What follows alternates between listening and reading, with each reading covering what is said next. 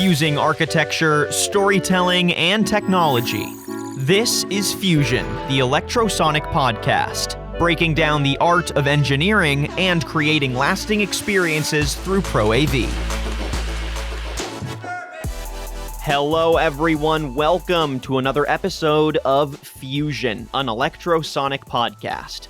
I'm your host, Daniel Litwin, the voice of B2B. And folks, thanks so much for joining us on another episode of the show. We appreciate you listening along for some events and attractions, industry thought leadership, focusing on innovative technologies and various intersections in the industry.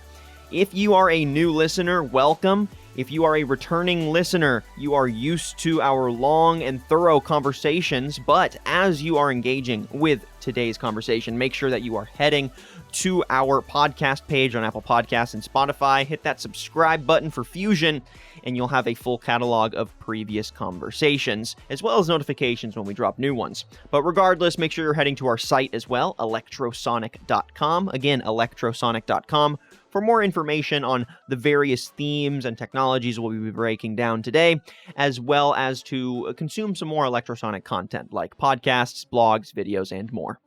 So on today's episode of Fusion, we're sitting down with two Electrosonic thought leaders, one returning to the podcast and one a first-time guest to the podcast, to get a state of the industry by focusing on the constantly evolving technology environment that's guiding theme park, ride, and attraction industry installations today. With the U.S. economy mostly treating the COVID crisis as a thing of the past, large-scale recreation is returning in droves, and this puts a focus back on many dynamics that are concurrently shaping the broader attractions industry. Many technologies accelerated their implementation at scale due to COVID, and that acceleration led to innovations in connectivity, digital and in-person synergy, content distribution, experiential tech, and more. So today we're exploring where the last year has left various important technologies and how this will influence new installs for today and tomorrow. So for insights today, we're joined by returning guest Paul Kent, Regional Director for the MEA region at Electrosonic and an advisory board member for Experience UK. Paul, welcome back. How you doing? I'm good. It's good to be back. Yeah, great to have you back on, and we're really looking forward to sourcing your insights. And for the first time, we are joined by Jeroen Verrezen. He's an experiential marketing consultant at Electrosonic and a leisure and entertainment industry expert, as well as European and Middle East Division board member for the Themed Entertainment Association. Jeroen, welcome for the first time. How you doing? Hi, I'm good. Thank you very much. Absolutely. Jeroen, Paul, it's going to be a productive conversation. We've got a lot to unpack, so let's go ahead and jump right into the meat of this. This is where I want to start. The role of technology in the themed entertainment industry is one that is hard to keep your finger on at all times. It's very fluid, it's always adapting, it's always changing, and usually this is for the better, right? And this is especially true coming off of the year we just had with a global pandemic, introducing a lot of necessary changes, and also having the industry refocus on some of the already existing innovations that were moving the industry forward. So I'm curious what you both see as the latest trends in attraction technology today, and why are these the prevailing trends? Basically, give us a lay of the land now as we approach the deep summer of 2021. I would have said a lot of the technology that is arriving now has actually been accelerated by the past year because people have been focused by being, weirdly, not being able to travel. And we've seen it a lot. We've been installing attractions remotely and remotely operating tech and remotely programming and that kind of thing. And what it's done is helped people get together through remote offerings. So when you and I last talked about 18 months ago, virtual reality and augmented reality were still a way away. The exponential growth in one-to-one remote sessions has really brought that forward. And I think the big thing we're going to see now and are starting to see is real-time technology in rides and attractions. And that's to me, is the biggest thing from this. We haven't actually necessarily been able to build things and go there, but the technologies behind it have kind of been trialed online and are now going to go live in the next year or two inside the parks, and really are influencing the designs we're working on at the moment for the future. Yeah, I fully agree with Paul, and I really see many different kind of solutions being accelerated in being both in being improved, but also in being implemented in the parks. I think some of the technologies that were already known of before the pandemic, because not all of them just popped up. Of course, many of them were around already, became more of a priority after the pandemic. So some of the solutions that we see being implemented today already existed, but become more of a priority to become more efficient. And on the other side, we also see many new immersive technologies that are also being improved and being implemented in the parks.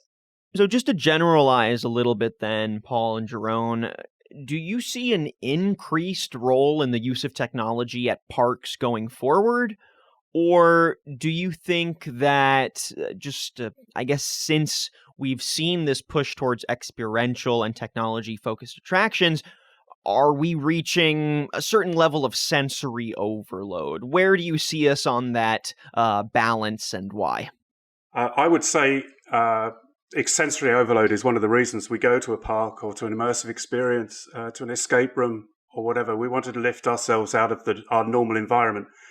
So sensory overload is one of the reasons for going. I think what's happening now is that overload isn't as predictable as it used to be because of the changes in technologies that we're being able to implement now. Storytelling is not so much a start, a middle, and an end through an immersive attraction.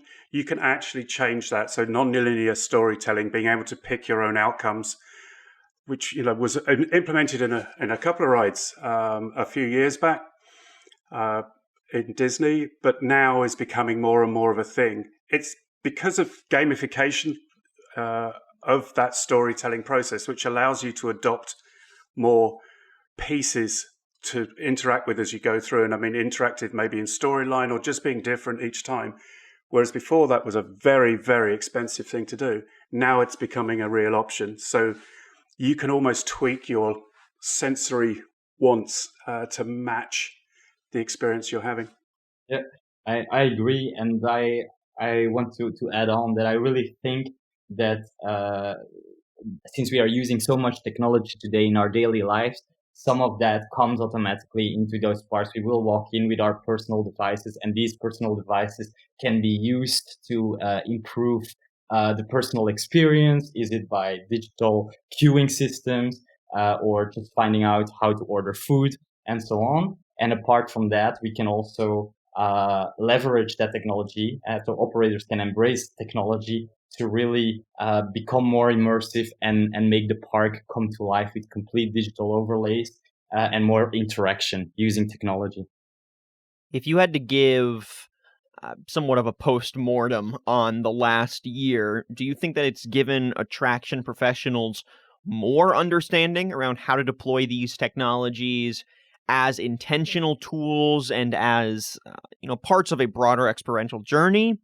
Or do you think that the last year in general, adaptation and confusion around how to make this a resilient industry has created any other confusion on how to transition the experience or how to avoid overloading the end user with too much or with an experience that is unfocused? Basically, how do you think this last year has left professionals trying to deal with this balance of technology? Yeah, I think it's a very thin line, and the way that technology is implemented really depends on where it can improve the guest experience. As an industry, the leisure industry is really focused on the guest experience, and of course, many people have been sitting too long at home and want to have shared experience again. So I think the industry will come out of this strongly, and by leveraging technology solutions that are available, they can improve the efficiency of their business, but also for the customer to enjoy the parks. They want to use their efficiency systems they have all days in their hands in those parks as well. But the focus on the experience will still be key, and it will only be the efficiency improvement that will be key. And I think apart from that the immersive experience in the park a strong core product, if you will still be the very key. Yeah, I'd say the minute the technology becomes the experience is the minute we've lost. The experience should be the experience, the story, the whatever we're putting in there. The technology is that tool, as we've talked about before. It should be seamless. And the more seamless we can make it, because it's now compatible, we're used to using these devices. The interface between them has got better. The speeds of data has got better, all that kind of thing. Resolutions and films and storytelling. The better that's got, and the more people have actually had to use it over the last year, 18 months, I think is going to make these experiences more seamless, especially things, as Jeroen just said, queue line systems have been hanging around for years. Should we go virtual? Should we go digital? Should we do this? Should we do that? This has forced people to take it seriously and make a plan, pick the right technologies, and make it part of the storyline rather than a bolt-on piece of, oh, I've got to go over here and get a ticket. I've got to go over there and get a ticket. It's becoming a seamless experience, which is what people want. How do you see parks expanding the presence of technology in ways that are specifically impactful and meant to create that positive experience for the guest? Feel free to get as granular as you want there with that tech. Yeah, what I see is that there is a huge opportunity to also implement that kind of immersive experience that is advancing so fast, and that is thanks to some of the key players in our industry that have been investing, and that was already going on way before this pandemic, of course, in the next level immersive experience. And I think now, thanks to the investment of these key players, that some of these innovative technologies become more affordable for all the other operators in the industry to follow along and to really continue to invest in these new technologies and continue to push the boundaries and have new systems like augmented reality implemented in whole themed areas and really pimping up the whole experience in the parks. Yeah, and I'd say some of it has resulted in, I'm going to say, out of theme park experiences. The whole spring up in the last 6 months, really, of projected environments that you walk into and spend your whole time in, has become something from Team Labs and Atelier Lumiere and all of that kind of stuff. This alternate reality almost that you walk into, whether you're seeing the Van Gogh experience or whether you're seeing one of the others.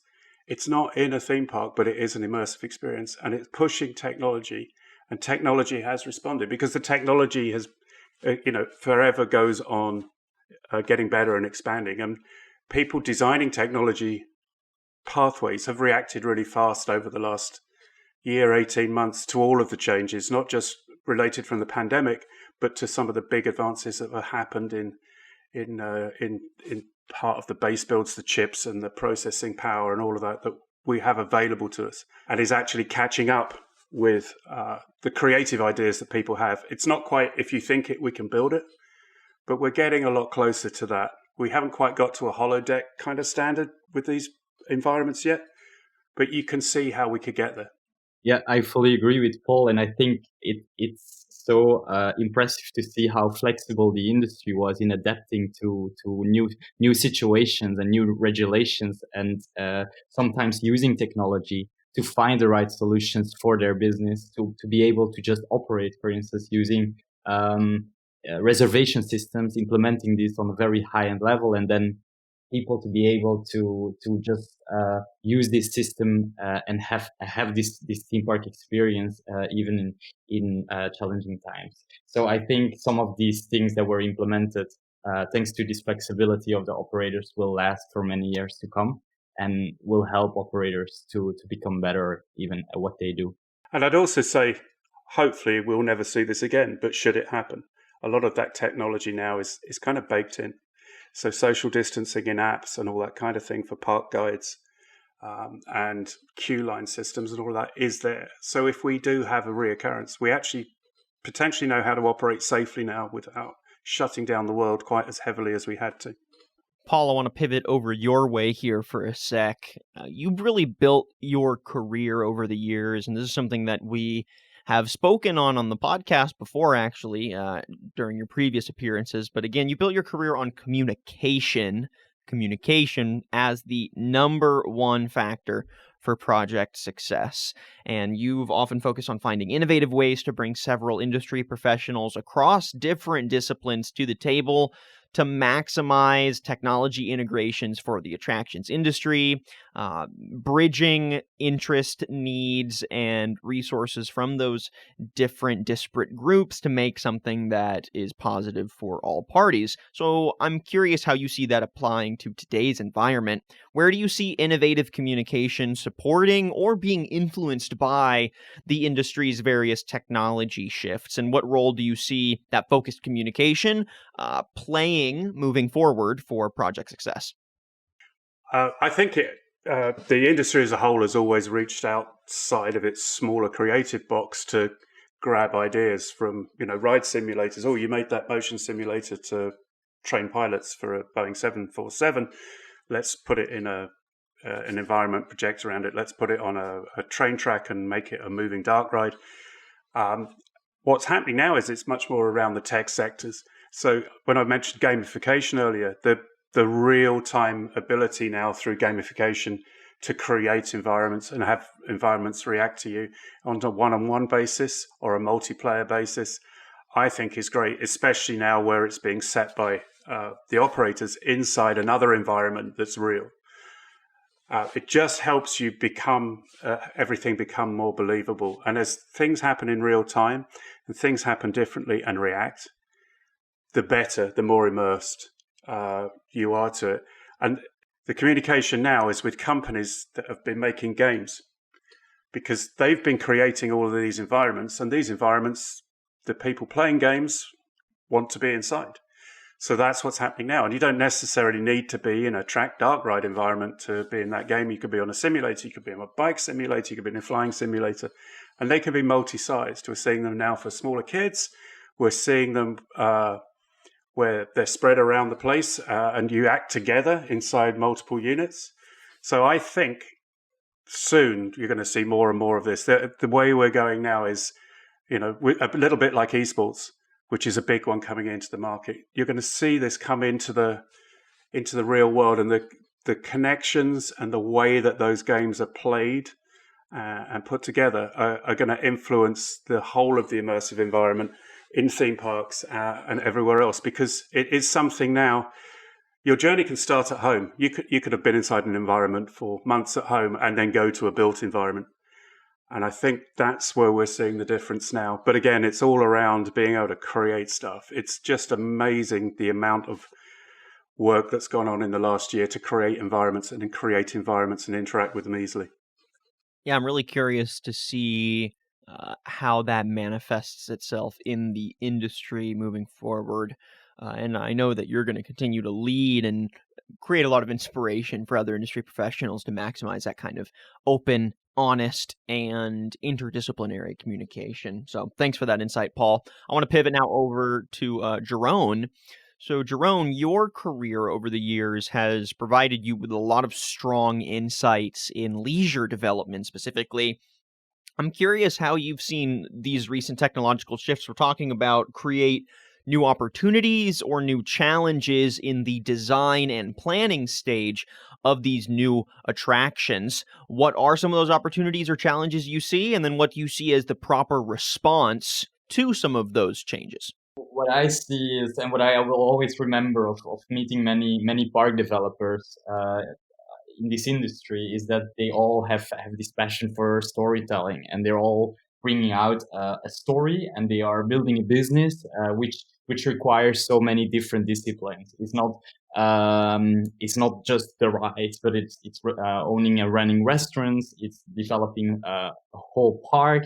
It's in many cases operating hotels, and so many disciplines, and being able to implement the different technology solutions that are available today in this very interesting time where all these technology solutions accelerate in different ways, and in the way they can be implemented, I think is really interesting. So to build a park today in its core is still the very same as it was in the beginning, but the tools that technology allows for park operators to implement when they are realizing their vision is really interesting, and all the technological tools, but also the different guest experience in the park that has to be taken into account when they develop the guest journey.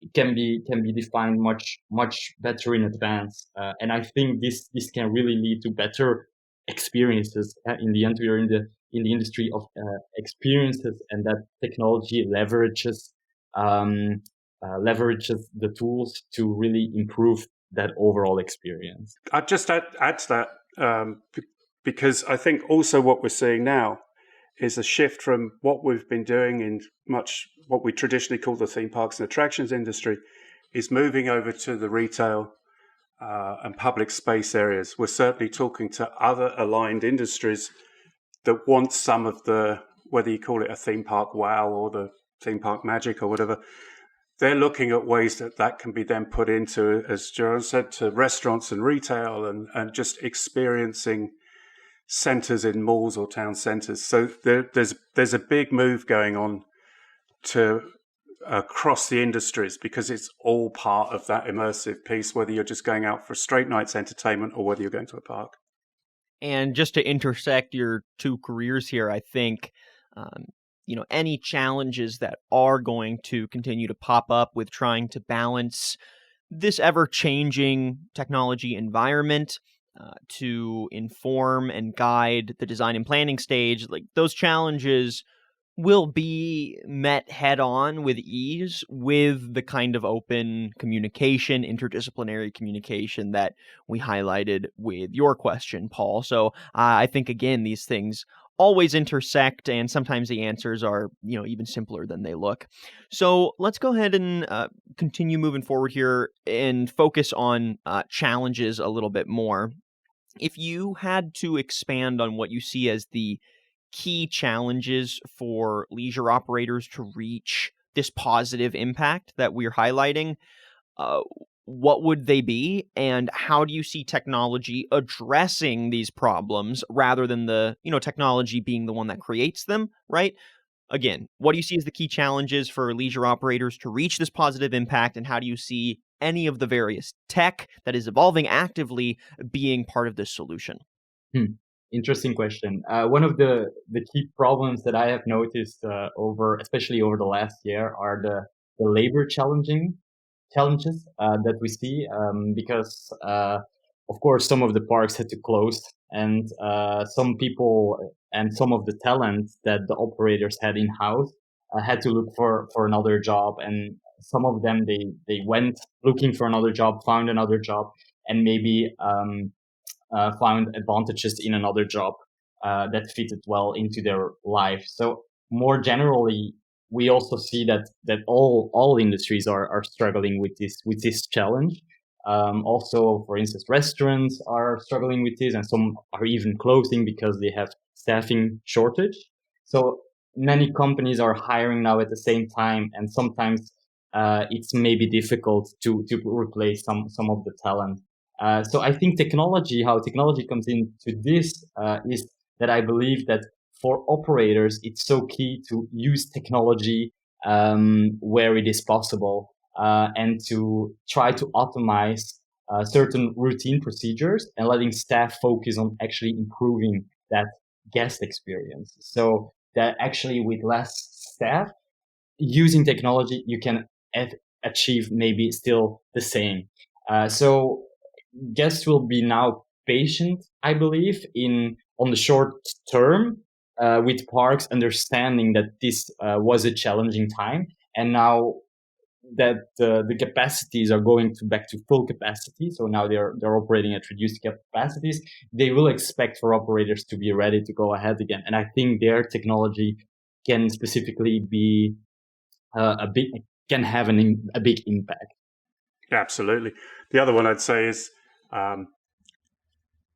don't automatically assume that technology is going to help you. It will in most instances, but you need to have people that understand it in your staff. It comes down to the staffing roles and training as well.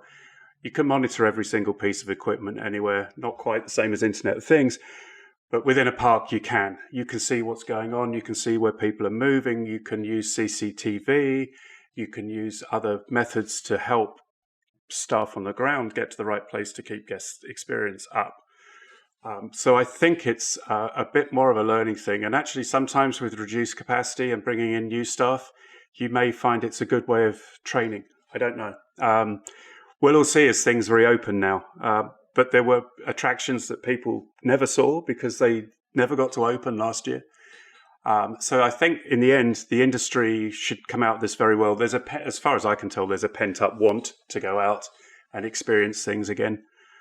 So hopefully that will come through. But technology is always going to be there. The biggest problem we tend to have, especially when we talk about technology and how technology can help, is people are very reluctant to look at it. With the growth of potential of AI to help monitor pieces of equipment and ride systems and people flows and all of that, you could actually make it easier, but it needs some investment in it, in the technology, and you need the staff that understand how to utilize that technology. That's pivotal there. Make sure staff understands how to operate and maximize the technology. I want to just follow up on on that point there for a second. What would be your strategies then for making sure that the continued education and the resources are there to make sure all professionals across the board, that interdisciplinary communication we've been talking about, is present so that we can stay ahead of these constantly changing technologies and keep professionals adept at using and maximizing these various technologies? What would be your strategies for that education? So personally, both of us work with various different industry education bodies to try and bring this message across. AV technology and that kind of technology, sound, audio, lighting, all of that, there are standards for safety, as in it won't fall out of the ceiling on your head and that kind of thing. But there aren't any standards really to get people trained to. If you operate a ride in a theme park, you have a whole level of standards of training for your staff. It doesn't tend to happen for the technology staff. They tend to learn on the job. And some of it is just getting management used to, and some of the staff as well, used to knowing there are courses out there. There are people that can come in and train you. There are people that can come in and coach you with best practices. So I think it's just a layer of learning that we're moving on to. Just because you've put this technology thing in, it needs servicing, it needs maintaining, it needs looking after, and you need people who understand how to use it and interact with it. So it is onward training, and it's getting people to understand that they all need that onward training from management through to the operators. Yeah, I fully agree with Paul, and I think that that actually it's interesting that there are, as an industry, we're so focused on safety and security, because in the end of the day, when people go out, they want to feel safe and secure, and that's where the focus in the leisure industry mostly sits. It's our priority, as long as our experiences are safe. And also there, technology plays an important role, and as such, technology training within a leisure operator company is mostly related to safety and security. And I think, as Paul pointed out, the rest is really trained on the job. So yeah, I think there's certainly an opportunity for education bodies to offer specific technology trainings, as this will become a more important aspect of the business. I want to hone in now on a few technologies. This is one that we have spoken to several times on the program before, and it's a big buzzword tech per usual, but that would be VR, virtual reality, right? I'm curious how both of you see VR playing into the future of this technology environment we're breaking down today. Are there any substitutes that can replace or improve VR, or do you see VR sort of already reaching its stride and being a major piece of this experiential, positive, impactful puzzle for the end user? What do you think? I believe that we as Electrosonic, we're always looking for the next new thing to be offering to theme parks, to be fresh and innovative as an operator. VR technology was impressive when it first was presented, and for that reason, it got implemented in many parks, from destination parks to local amusement parks all around the globe. But I also think that while it was being implemented, we felt kind of the limitations as an industry, because in the end, the leisure industry brings people together. Togetherness is important. People experience things together. And we, as an industry, are continuing then to improve, always this plusing kind of tradition we have. And we found systems that allow technology to be enjoyed more together, and to really come to a park and to be able to interact, and to offer interactive experiences that we can enjoy together. So I think that substitutes for VR could be, for instance, augmented reality, where not just the game comes alive in front of you, but in front of the whole group you're visiting the park with, and that the whole park actually comes to life. So I think there's so many adaptations possible of that, from augmented reality within the ride, but also to full digital overlays in certain areas of a park. And I think that the focus will really be on that next level immersion, rather than on new adaptations of virtual reality. Yeah, I don't disagree with that at all. I was pretty skeptical about virtual reality last time we spoke, Daniel. But what I have seen, pleasingly, really, in the last year is again the next leap in technology, the next leap in product, the next leap in again gamification. I think that we will see a lot more seamless augmented reality in side attractions or in the open space. And we talked about this before, is, if you can get the right kind of augmented reality piece working for a game within an outside space, there are some great avenues there for it. I do think that inside the rides and things, there have been troubles, and it has taken away the kind of feeling of being together a little bit, which is a downside. But I think that will change as the replay systems get better and the glasses get better, and again the whole technology raises another level. The Void and the coasters at Europa Park kind of prove that, where you could actually interact with people around you inside that environment, and I think that's the way it will go. So yes, I see it being another tool in the toolbox to making a great immersive space. Yeah, I fully agree, and I think it will be both for the actual ride, but also for the queuing line. It can also be used for entertaining guests while they're queuing up. As much as you avoid them queuing, there'll still be kind of a line, and also to entertain people in the actual park. So I think it will be a little bit of everything. Yeah, there's no lack of ideas of how to use it.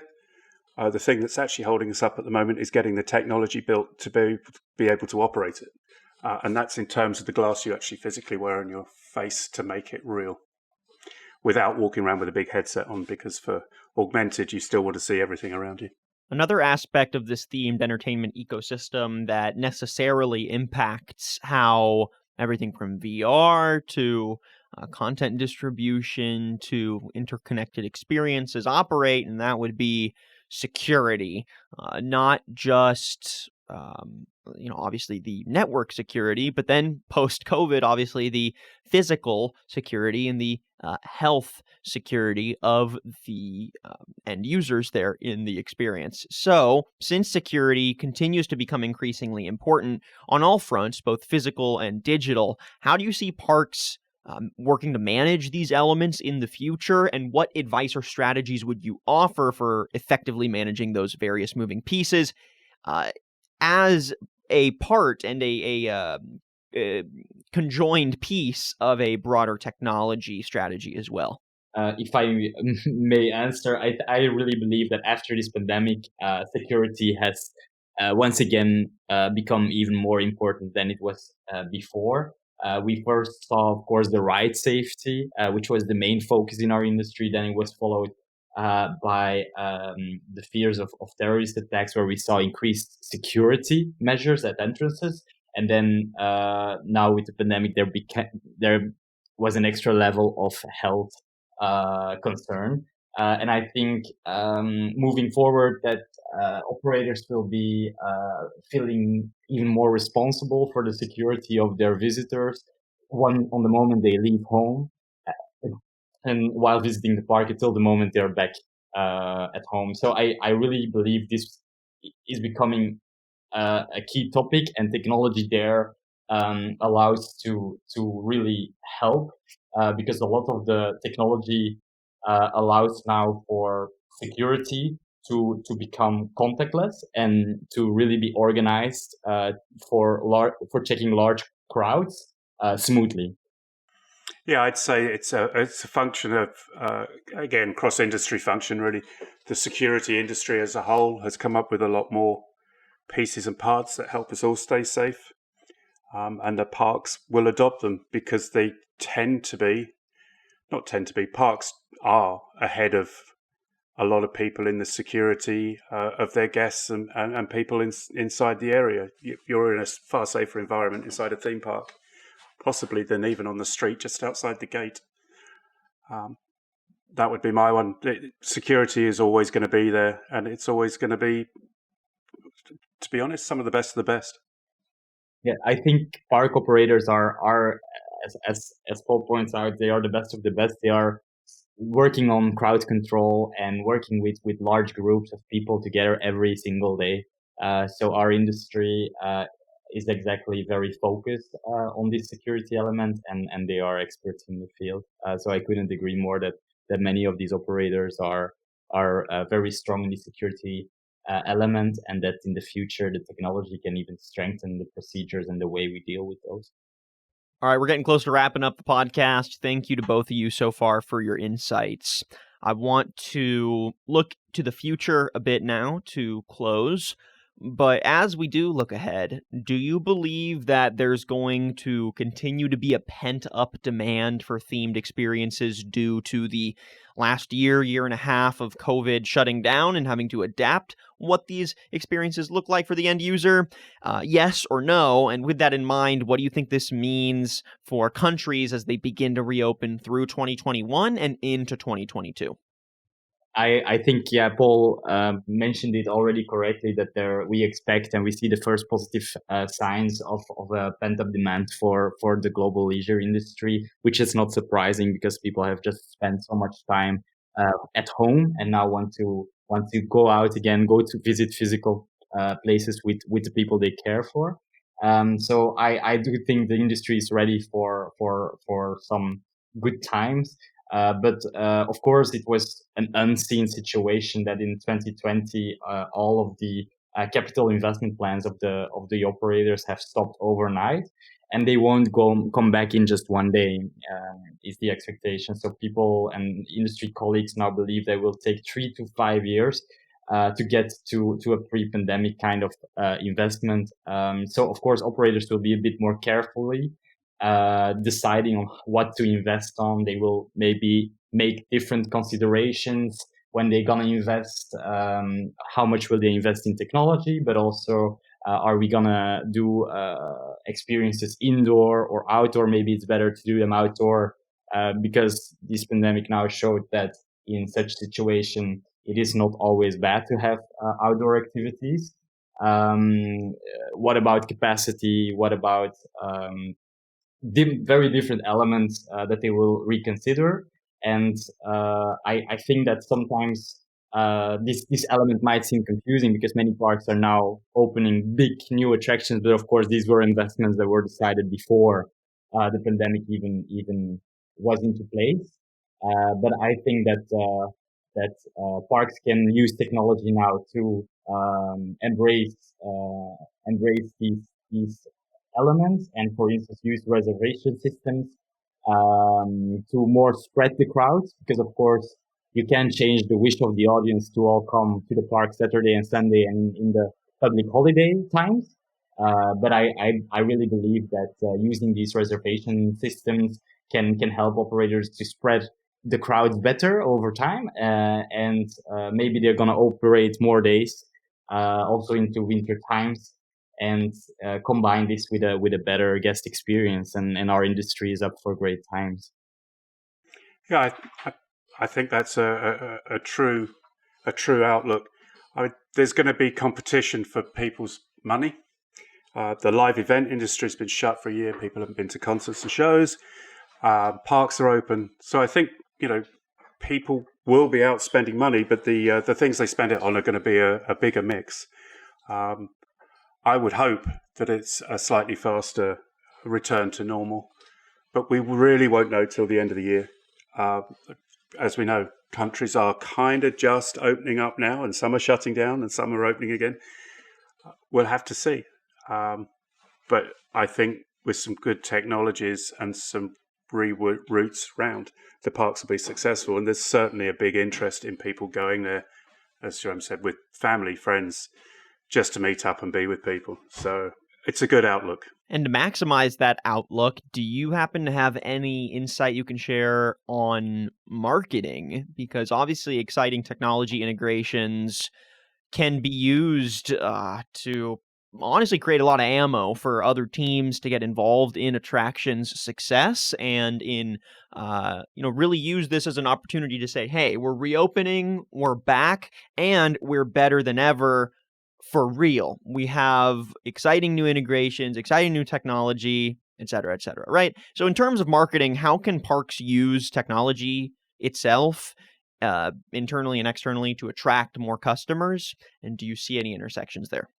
I believe that marketing will continue to play a crucial role for operators, but the marketing field is evolving quickly. Also, thanks to the input of technology and the way people embrace it. So I really believe that to deliver a great experience and to really be a high quality entertainment brand will be more important than ever. As Paul also pointed out, people will be very eager to visit, but maybe the focus also for marketing campaigns, and apart from saying that you're back open, will be to have a kind of campaign that also allows for upselling. People might be willing to spend a bit more. They have been at home a lot, and they were willing to spend a bit more of money on experiences. And I believe that this kind of marketing campaigns can find this premium willingness by customers to catch that margin, and to really be able to satisfy the consumer as he is willing to spend a bit more. Yes, I agree. I think the biggest thing will be being able to market something new, safe, and a reason to come. There is going to be competition for money. And yes, some of it may be related to the new technologies involved. But I think, again, as ever with our industry, it comes back to the storyline and the IP that you're going to talk about. All right, Paul, Jeroen, I think that about does it for our conversation today. So do you have any final thoughts or strategies or advice to leave our audience with as we close this conversation on the ever-changing technology field impacting the broader attractions industry? No, I think that that the industry is ready to move on from this difficult year, and that there are many opportunities for park operators. Is it with promoting their strong core product and to continue to leverage a great experience will be key, and to really continue to focus on a great guest experience and using the right technology elements to do that. And with these elements combined, I think they're up for great times ahead. Yeah, and I just round that off again. The same as I've said before, and I do on many occasions. Get the right technology, not necessarily the new technology. Get the right technology for what you want. And if you don't know what you want, reach out and ask around. People will be able to give you very good information, and that way you can implement it well. Well implemented technology is a beautiful thing. Badly implemented technology you will hate for the rest of the time, and begets that phrase of, oh, it's another technology mess up. All right, Paul, Jeroen, thank you so much for both of y'all's insights today on the program. It's really been a pleasure. Again, we've been chatting with Paul Kent, Regional Director for the MEA region at Electrosonic and an advisory board member for Experience UK.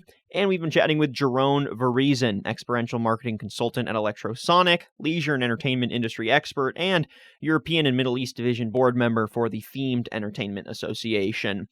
Paul, Jeroen, if folks want to find out more about what Electrosonic is doing in this space, how your technology is assisting in this broader push, or if they just want to get in touch, how can they do so?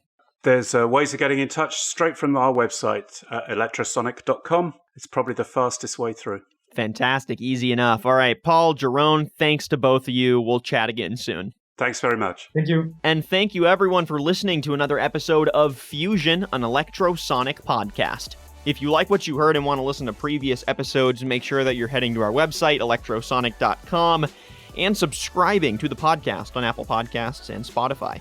I'm your host, Daniel Litwin, the voice of B2B, and we'll catch you next time on the next episode of Fusion.